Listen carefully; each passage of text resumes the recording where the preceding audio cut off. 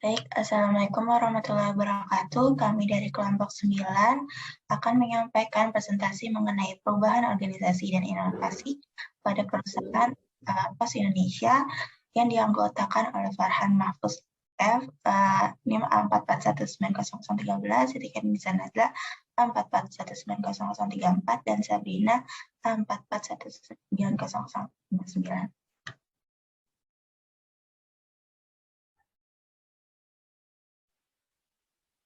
Oke, untuk bahasan yang pertama, pengertian perubahan organisasi. Perubahan organisasi adalah tindakan beralihnya suatu organisasi dari kondisi yang berlaku kini menuju kondisi yang akan datang, menurut yang diinginkan guna meningkatkan efektivitasnya.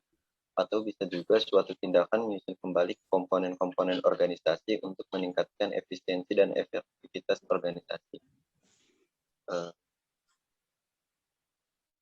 Lalu ada perubahan PT POS Indonesia.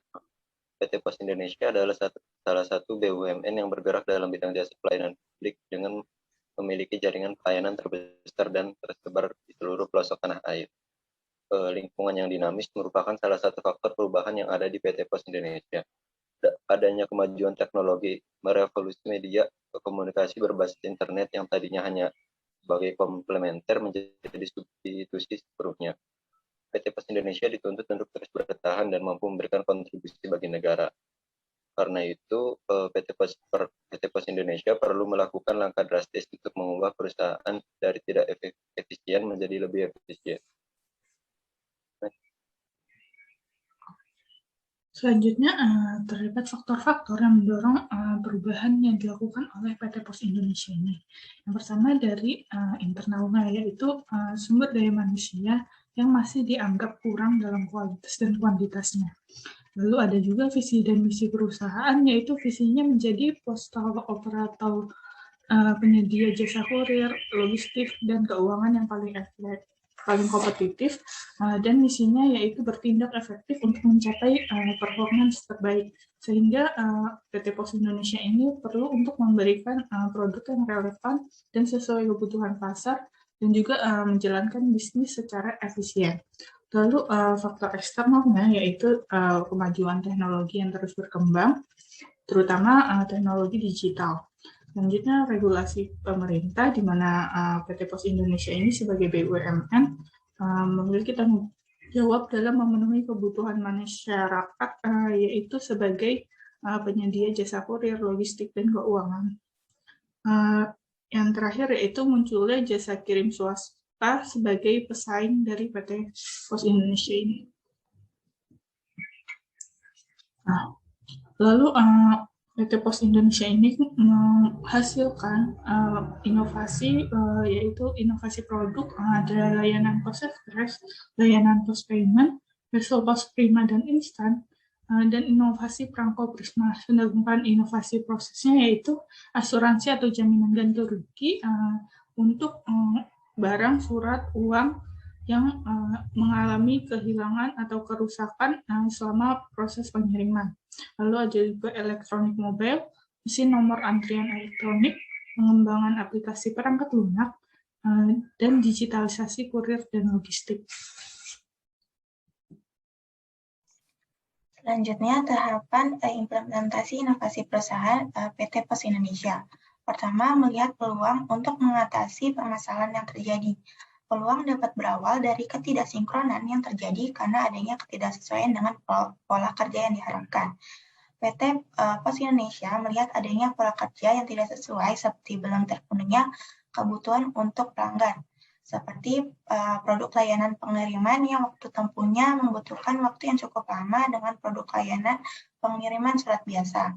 Kemudian kedua itu ada mengeluarkan ide dan gagasan baru. Pada fase ini melihat kebutuhan masyarakat yang belum terpenuhi. Lalu PT POS Indonesia mengeluarkan sebuah ide inovasi yang lebih efisien dan efektif. Contohnya itu POS Express. Ini merupakan inovasi yang berasal dari kantor pos regional Jawa Timur termasuk PT POS Indonesia Sidoarjo. Ide ini lalu disampaikan kepada PT POS Indonesia untuk dikaji apakah bisa diterapkan di seluruh Indonesia. Selanjutnya, Kemudian ada implementasi. Ide inovasi dikaji melalui tahap uji coba yang dilakukan sebagai gambaran dan analisis untuk mengetahui risiko yang akan terjadi nantinya, sehingga bisa mengetahui apakah inovasi tersebut bisa diterima di masyarakat dan terbukti menguntungkan dari inovasi yang lama. Trial atau uji coba ini dilaksanakan di Jakarta dan Surabaya dalam waktu tertentu sebelum inovasi tersebut diimplementasikan di seluruh Indonesia.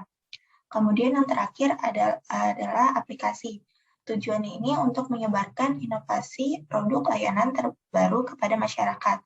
Ini dibutuhkan kerjasama antara pegawai PT Pos Indonesia untuk memperkenalkan inovasi tersebut kepada seluruh Indonesia. Kemudian inovasi Pos Express ini dikeluarkan sekitar tahun 2011 melalui surat edaran dari PT Pos Indonesia Pusat. Kemudian selanjutnya,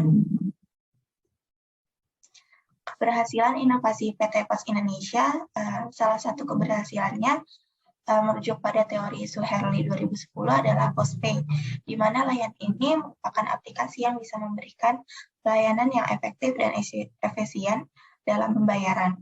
Dengan adanya produk inovasi layanan ini, PT Sidoarjo memiliki keunggulan karena produk ini merupakan produk yang berbeda dari perusahaan jasa lainnya, dan layanan ini sudah didukung oleh tenaga profesional dan ratusan mitra. Selanjutnya, terima kasih. Sekian dari presentasi kelompok kami. Kurang lebihnya mohon dimaafkan. Wassalamualaikum warahmatullahi wabarakatuh.